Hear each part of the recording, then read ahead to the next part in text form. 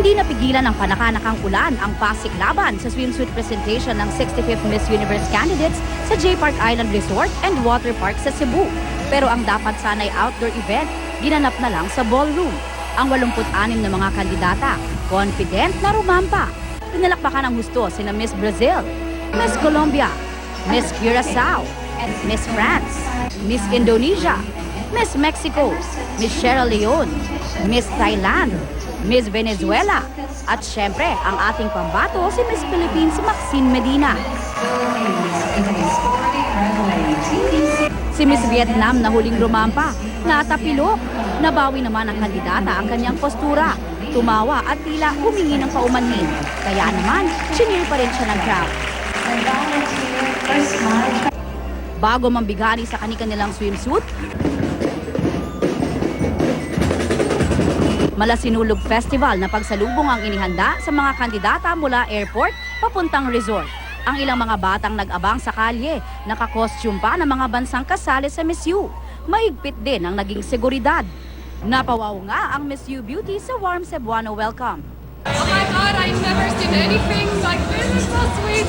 I almost had tears in the bus and it's just amazing. Oh my gosh, absolutely amazing. The welcome in, I've never seen anything like it. I don't think it's that anywhere else in the world other than the Philippines. The welcome was too much. Wow, I'm feeling blessed right now. Bago sumabak sa swimsuit competition, ipinakilala ang mga naggagandahang binibini sa Governor's Ball. Marami naman ang humanga sa impromptu speech ni Miss Universe 2015 Pia Alonzo Wurtzbach. Damang-dama ang katapatan at pagiging confidently beautiful ni Queen P habang nagsasalita. Sa bandang dulo, humirit pa siya ng biro in Filipino. I can actually feel them looking at me, looking at the crown. Gusto nilang kunin to. Todo papuri naman si Miss Universe Organization President Paula Shugart sa aniyay first class na pag-host ng Pilipinas sa prestihiyosong pageant. Pero bukod dito, higit siyang bumilib sa pride ng Pilipinas na si Pia, na inilarawan ni Shugart bilang isang dedicated beauty queen na walang kapagod-pagod sa pagganap ng kanyang mga tungkulin sa Miss Universe. Pia represented Miss Universe very well, and she is so proud to be a Filipina. Whoever the next one is, I said, make it your own, because Pia had a very great reign. Naikwento pa ni Paula nang puntahan niya si Pia Wurtzbach habang nag-e-empake ng mga gamit sa New York City bago umuwi ng Pilipinas. She's very sad that the reign is coming to an end, and she was a little teary-eyed packing. But she said, "I'm glad that I'm going to the Philippines because it makes it a lot easier." Kahit patapos na ang reign ni Queen P, tiyak daw na maganda ang future nito ayon kay Shugart. I am sure that Pia has a great career ahead of her, and I don't think we're going to be that far away.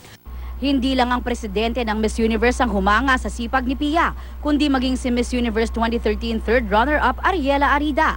First runner-up sa Binibining Pilipinas noon si Pia nang magbinibining Pilipinas Universe si Ariela. I know Pia, she's very hardworking.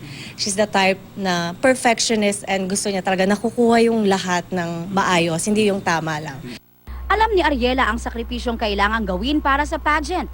Hindi lang ang makangatawan ang hinuhubog, kundi pati ang pag-iisip at puso. Nung time ko, all throughout the day, sobrang puno. Kailangan ko pa rin isingit yung gym. Kasi yun talaga yung kailangan ko i-workout. Kaya ang payo niya sa kaibigang si Maxine Medina na lalaban ngayon para sa bansa. The pressure is there, pero it really helps you na parang ma-motivate pa. Kasi kung walang pressure, marirelax ka eh. Kumbaga, parang ito yung nagpo-push sa'yo to do beyond your limit. Aubrey Carampel, GMA News.